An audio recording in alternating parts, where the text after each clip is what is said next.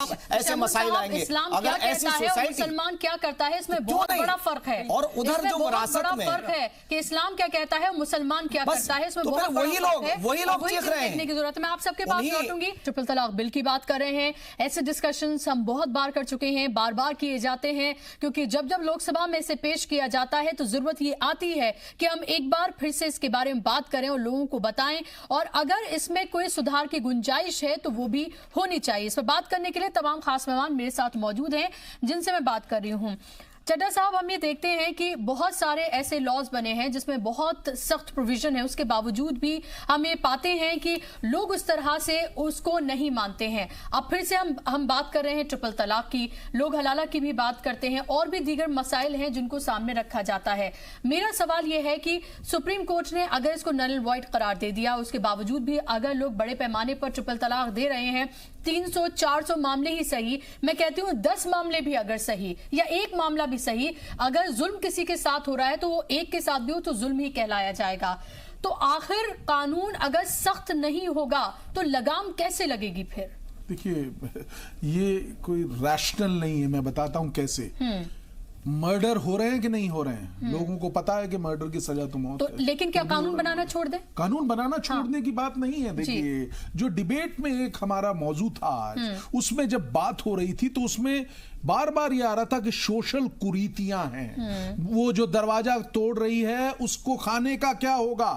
तो ये बहुत अहम बात है कि कानून बने, लेकिन आपको देखना होगा कि सारे जितने भी उसके डायमेंशंस हैं उनको कवर करना। अच्छा, मेरे एक जुड़ा हुआ सवाल ले लीजिए, क्या डू यू रियली अग्री, जो बार बार ये कहा जा रहा है, तमाम हमने देखा कि अपोजिशन जमातों के जो लीडर हैं वो भी ये कह रहे हैं, मुस्लिम समाज भी ये कह रहे हैं कि दरअसल ये मुस्लिम मर्दों को टारगेट करने के लिए कानून बनाया जा रहा है, क्योंकि सिविल कॉन्ट्रैक्ट होता है, इसको क्रिमिनलाइज किया जा रहा है और उन्हें एक तरह से क्रिमिनल बना दिया जाएगा और उन्हें जेलों में डाला जाएगा।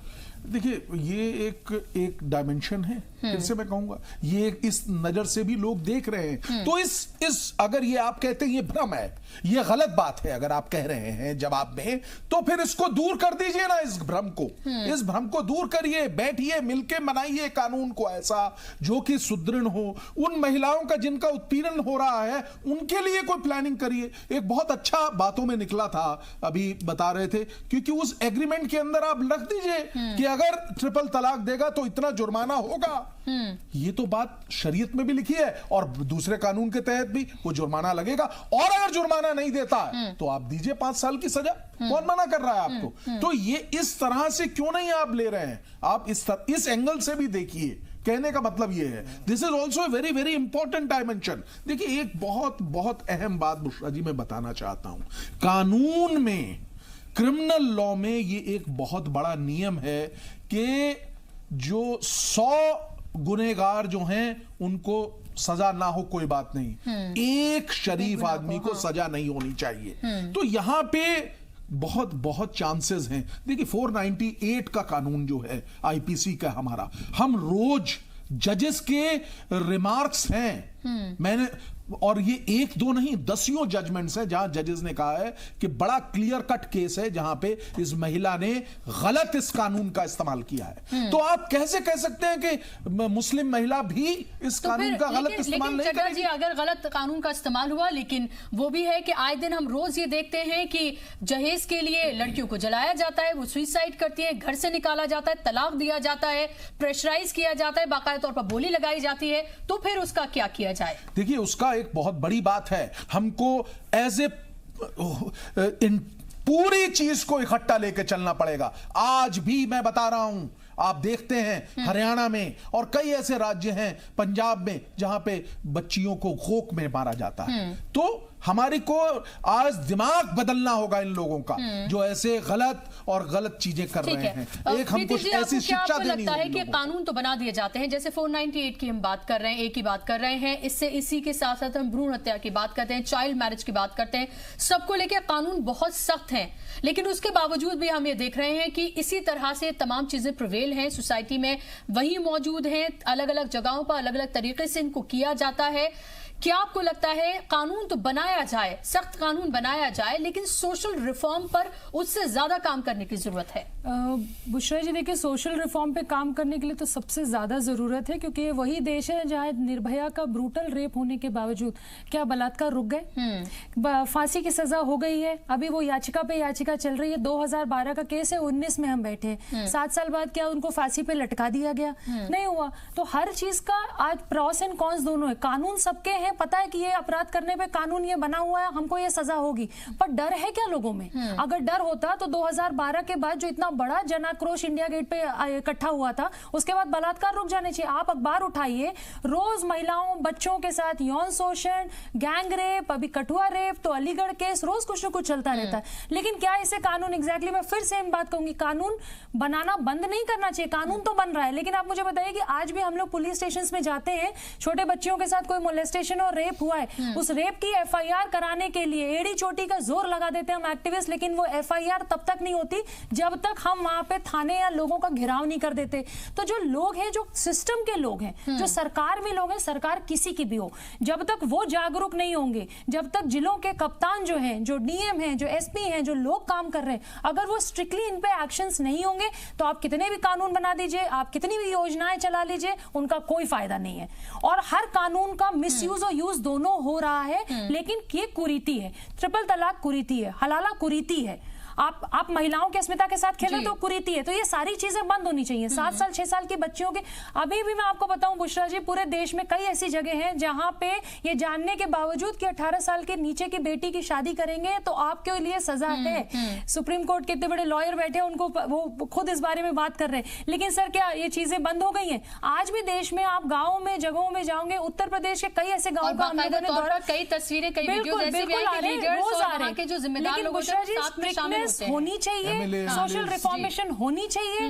ये हमारा और आपका दायित्व, जैसे आप चैनल्स के थ्रू दिखा रहे हैं, ये सामाजिक दायित्व भी है। ये घर में हर माँ का भी दायित्व है कि अपनी बेटी को इतना स्ट्रॉन्ग करे कि उसकी बेटी कल इन चीजों से निपटने के लिए और लड़ने के लिए तैयार रहे। वही मैं आपके चैनल के माध्यम से भी कहना चाहूंगी कि बेटों पे कंट्रोल करने की भी जरूरत है, क्योंकि ये जो ट्रिपल तलाक दे रहे हैं, ये जो बलात्कार करते हैं, ये सारे, ये कहीं ना कहीं किसी न किसी का तो बेटा कर रहा है। तो बेटा और बेटी दोनों में एक समानता लाने के बाद दोनों को अच्छी परवरिश में समझाने की, सोशल रिफॉर्मेशन की बहुत जरूरत है इस देश में। बिल्कुल। शमून कासिम साहब, ये कहा जाता है कि Islam is the best religion but the followers जो हैं उसके वो वर्स्ट हैं, क्योंकि हम ये देखते हैं, जब आप अभी ये जिक्र कर रहे थे कि इस्लाम में खवातीन के हुकूक किस तरह से हैं और ऐसे ही दूसरे मज़ाहिब में मिलने चाहिए, आप मुझे बताइए, आप अपने आसपास कितना ये देखते हैं कि वाकई में जो इस्लाम में हुकूक औरतों को मिले हुए हैं उनको एज इट इज उसी तरह से मिल रहे हैं? चाहे प्रॉपर्टी में हम राइट की बात करते हैं, या फिर हम इस तरह से हलाला, या फिर हम ट्रिपल तलाक की बात करते हैं, या फिर घरों में जिस तरह से डोमेस्टिक वायलेंस के केसेस आते हैं, या हम उनकी बात करते हैं। आप तमाम चीजों को देखिए, क्या वाकई में सही फॉर्म्स को अपनाया जा रहा है? इसी के लिए यही तो है कि इनकलाब से इनकलाब आएगा, कहीं से आए सितम का जवाब आएगा। जब आप ज्यादती करेंगे, जब आप जुल्म करेंगे, तो वो मालिक जिसने इस कायनात को बनाया है और एक खूबसूरत यानी नरो नारी से हमें पैदा किया जी, और एक खूबसूरत दुनिया बनाई। मैं अगर ये कहूँ बुशरा के बगैर यानी अगर औरत ना होती इस दुनिया में तो ये दुनिया खुरदरेरी होती, जैसे रोड जो है बगैर सीमेंट के होता है। दुनिया होती नहीं ना, होती ही नहीं जी, फिर तो होती नहीं। वजूद कहाँ से होता? हाँ, वजूद ही कहाँ से होता? मगर देखिए, बारी ताला तो हर चीज पे कादिर है। मैं उस पे मैं ये कहना चाहूंगा कि क्या अच्छा, इससे अच्छा कोई खूबसूरत रिश्ता नहीं हो सकता। एज ए बेटी के, माँ के और वाइफ के और बहन के, चारों रिश्ते इतने खूबसूरत हैं और इतना सुकून देने वाले हैं।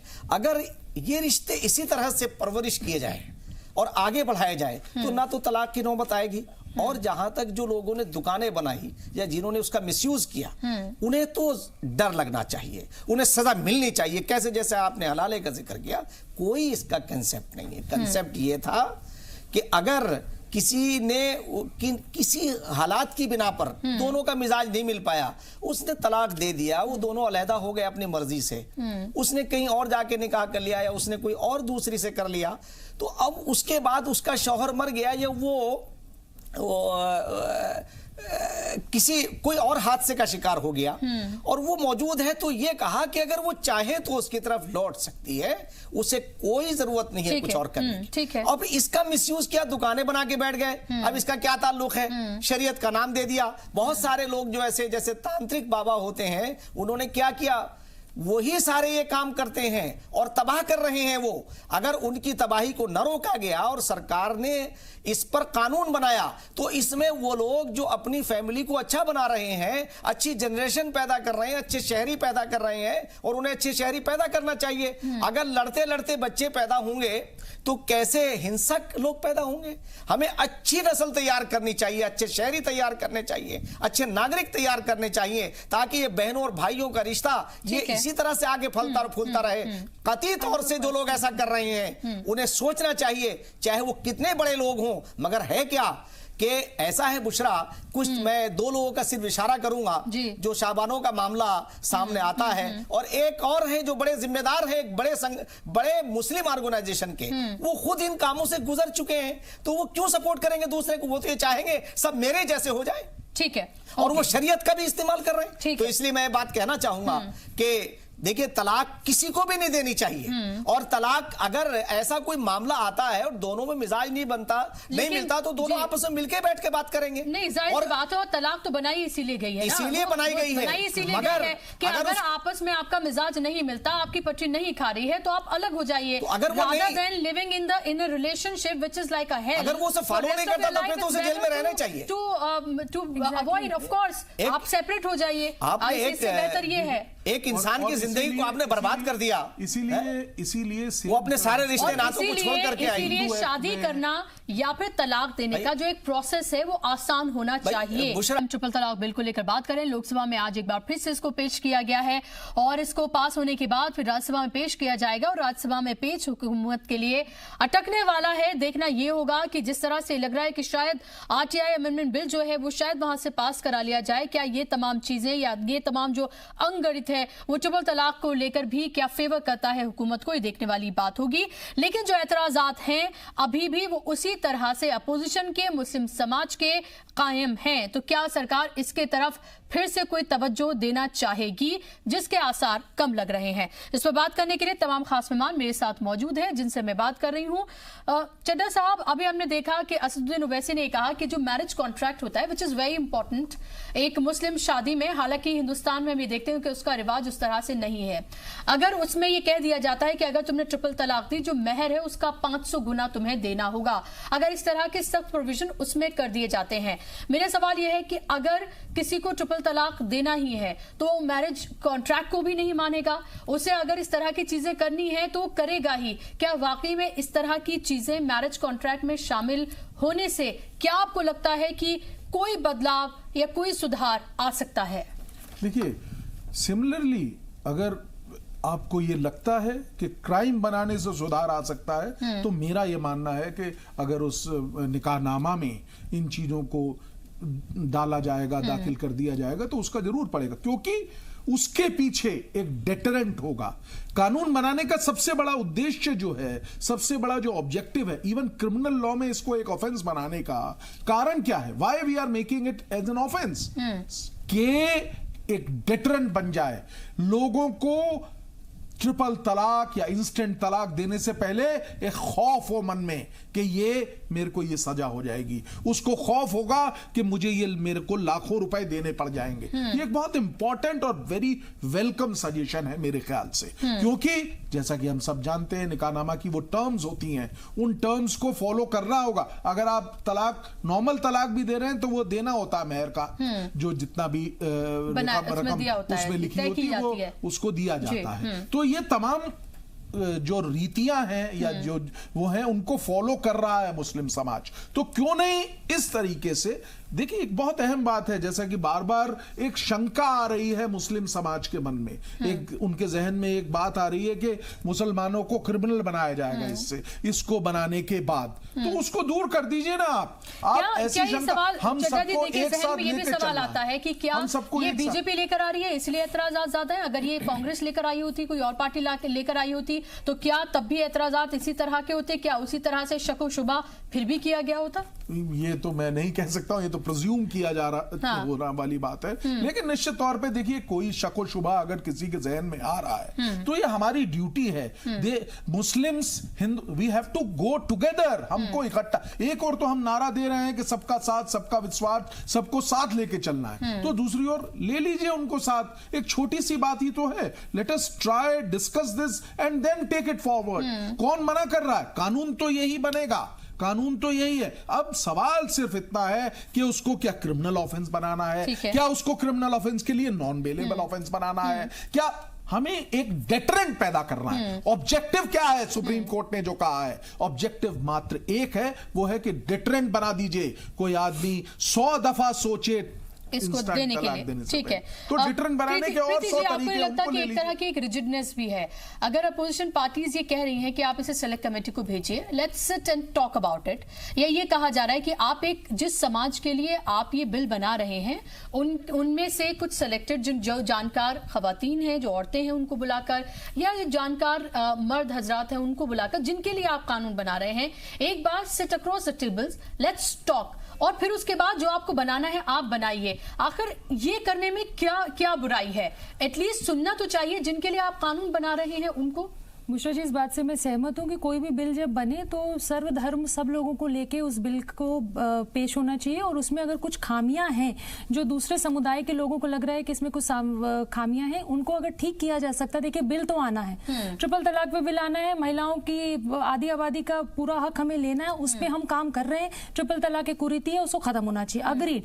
बट अगर दूसरे लोगों को इससे प्रॉब्लम है तो उस प्रॉब्लम को सोल्यूशन दिया जाना चाहिए। लेकिन आप मुझे बताइए कि पिछले 70 वर्षों में अगर ट्रिपल तलाक पे कभी बिल पेश नहीं हुआ, कभी इस पे कानून नहीं बना, तो आपको लगता है कि जो लोग इसका आज विरोध कर रहे हैं वो इस पे, अगर इनकी नीति पहले से रही होती कि वो इस पे काम करते, तो शाहबानो को केस को आपको पता है कि वो केस ही पूरा पलट दिया गया था। प्रीति जी, आप ये बात करिए, अगर आप विमेन एम्पावरमेंट की बात करते हैं तो सबसे पहले इसमें आता है कि आप पॉलिटिकली उनको अवेयर करिए और उनकी हिस्सेदारी पॉलिटिक्स में कितनी है उसको आप 33% का आरक्षण का बिल महिलाओं का आज तक वो नहीं हो पाया, तो हम उस देश में हैं की बात है कि उसमें आप अगर मुस्लिम खवातीन को रिजर्वेशन अगर आप देते हैं, क्योंकि आप मुस्लिम विमेन एम्पावरमेंट की बात कर रहे हैं, तो ये तो सबसे बड़ी बात हो जाएगी। इस तरफ क्यों नहीं उतनी बात की जाती जितनी बात ट्रिपल तलाक को लेकर? बुशरा जी, देखिए, इसमें हमको धर्म, जो हिंदू महिला, मुस्लिम महिला, इस तरह की बात करनी ही नहीं चाहिए।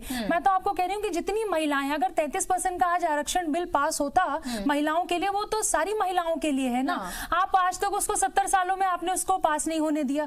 कितने ऐसे बिल्स हैं, कितनी ऐसी चीजें हैं जो समाज के लिए, भारत के लिए बहुत जरूरी थी, लेकिन आज तक उस पर वर्किंग नहीं हुई है। तो क्या गारंटी है कि आज जो विपक्ष इसको चाहता है कि हम इसमें बैठ के सलाह मशवरा करें, इसमें जो खामियां हैं उसको कंप्लीट करें और फिर हम इसको ओके करके इसको आगे पेश होने दें और अध्यादेश लाने दें?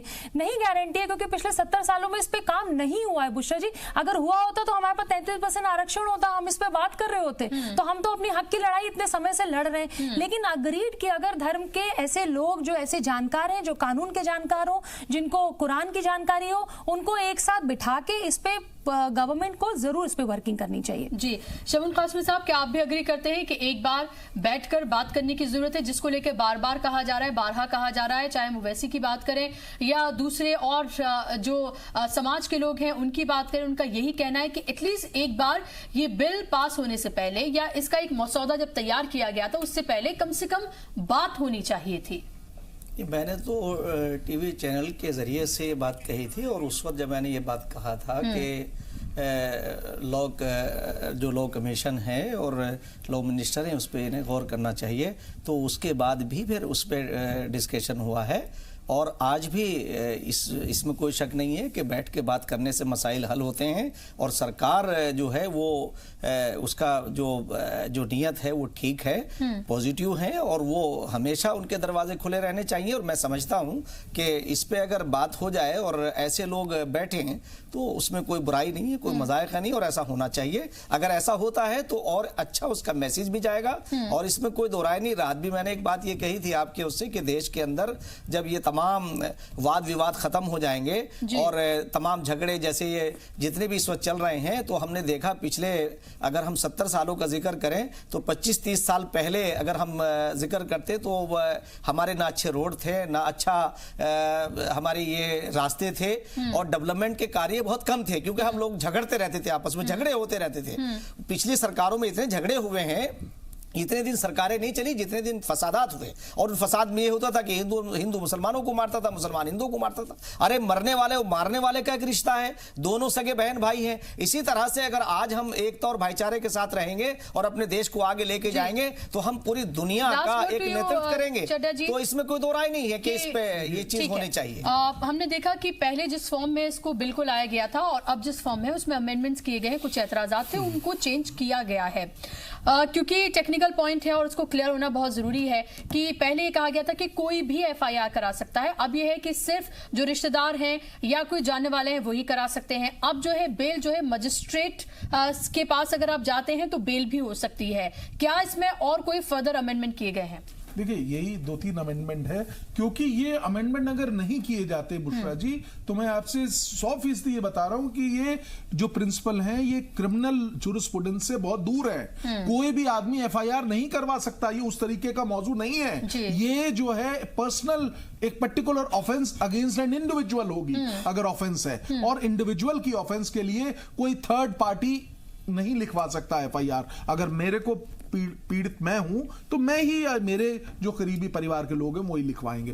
तो ये चेंज होना बहुत लाजमी था। जहां तक बेल का सवाल है, बेल देखिए पुरानी कहावत है, bail is a right, jail is an exception. Exceptional cases में ही जेल भेजा जाता है, ना कि हर केस में जेल तो फिर जेल ही भर जाएंगे। हर केस में बेल मिलना एज एन राइट है, एक्सेप्शन होता है जेल भेजना, कि ये कहीं आदमी किसी एविडेंसेस से ना छेड़खानी कर दे, ये आदमी कहीं जिसको हमें जेल भेजना जरूरी है फिर से कोई और ऐसा कृत्य ना कर दे कि कोई गलती हो जाए। तो bail is a right, jail is a exception.